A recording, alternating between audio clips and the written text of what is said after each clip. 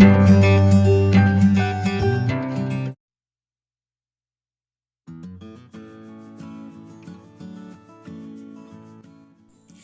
Friends, welcome back.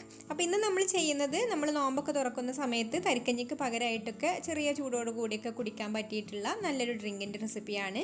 അപ്പോൾ ഗ്രാമ്പു കാച്ചിയത് എന്നാണ് കേട്ടോ ഇതിന് പറയുന്നത്. അപ്പോൾ നമുക്ക് ഇതെങ്ങനെയാണ് തയ്യാറാക്കാമെന്ന് കണ്ടു നോക്കാം. അപ്പോൾ ഇത് തയ്യാറാക്കാൻ വേണ്ടിയിട്ട് ഞാനിവിടെ ഒരു സോസ് പാൻ എടുത്തിട്ടുണ്ട്. ഇതിലേക്ക് നമുക്ക് ഇതുപോലെ ഒരു വലിയ സ്പൂണ് മൈദ ഇട്ട് കൊടുക്കാം. ഈ ഒരു വലിപ്പത്തിലുള്ള സ്പൂണ് മൈദയാണ് കേട്ടോ എടുത്തിട്ടുള്ളത്, ഒരുപാട് വേണ്ട. പിന്നെ നമുക്കിതിലേക്ക് ഒരു അരക്കപ്പ് വെള്ളം കൂടി ഒഴിച്ചു കൊടുത്തിട്ട് ഇതൊട്ടും കട്ടയില്ലാതെ ആദ്യം ഒന്ന് നന്നായിട്ട് മിക്സ് ചെയ്തെടുക്കുക.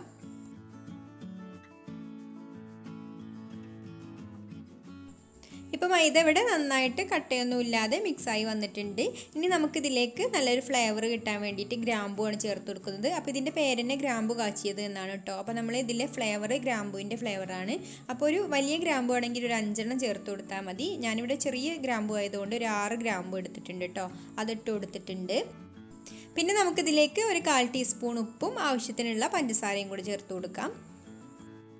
പഞ്ചസാര ഓരോരുത്തരുടെ മധുരത്തിന് ആവശ്യമായിട്ടുള്ള ചേർത്ത് കൊടുക്കാം. ഞാനിപ്പോൾ ഇവിടെ ഒരു 5 ടേബിൾ സ്പൂൺ പഞ്ചസാരയാണ് ചേർത്ത് കൊടുത്തിട്ടുള്ളത്. അപ്പോൾ ഇനി മധുരം നോക്കിയിട്ട് വേണമെങ്കിൽ പിന്നീട് ചേർത്ത് കൊടുക്കാം.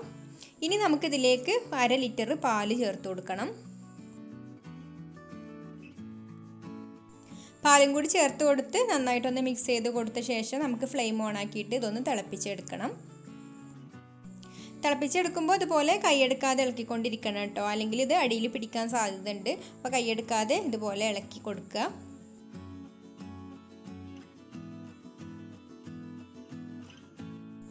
ഇപ്പോൾ ഇത് നന്നായിട്ട് തിളച്ച് വന്നിട്ടുണ്ട് കേട്ടോ. ഇനി നമുക്കിതൊരു ലോ ഫ്ലെയിമിൽ ഇട്ടിട്ട് ഒരു 5 മിനിറ്റും കൂടെ ഒന്ന് വേവിച്ചെടുക്കുക. എന്നിട്ട് നമുക്ക് ഫ്ലെയിം ഓഫ് ആക്കാം. ഇപ്പോൾ ചെറുതായിട്ടൊന്ന് തിക്കായി വന്നിട്ടുണ്ട്. നമുക്ക് കുടിക്കാനുള്ള തരിക്കഞ്ഞൊക്കെ കുടിക്കുന്ന പോലെ ആ ഒരു ലൂസിലാണ് കേട്ടോ അത് വേണ്ടത്.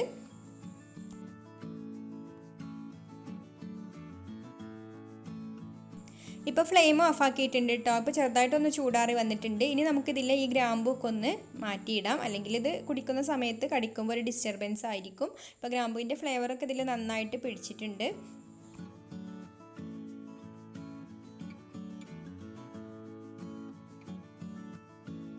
ഇനി നമുക്കിത് ചെറിയ ചൂടോട് കൂടി തന്നെ സെർവ് ചെയ്യാം. തണുത്ത് കഴിഞ്ഞാൽ അത്ര ടേസ്റ്റ് ഉണ്ടാവില്ല. ചെറിയ ചൂടിൽ കുടിക്കുകയാണ് നല്ലത്. നമ്മൾ തരിക്കഞ്ഞൊക്കെ കുടിക്കുന്ന ആ ഒരു രീതിയിൽ തന്നെ ഉണ്ടാവുക. പക്ഷേ അതിനേക്കാളും കുറച്ചും കൂടി ടേസ്റ്റ് ഉണ്ടാവും കേട്ടോ. ഗ്രാമ്പൂവിൻ്റെ ഫ്ലേവറൊക്കെ ഇഷ്ടമുള്ളവർക്ക് ഇത് തീർച്ചയായിട്ടും ഇഷ്ടപ്പെടും.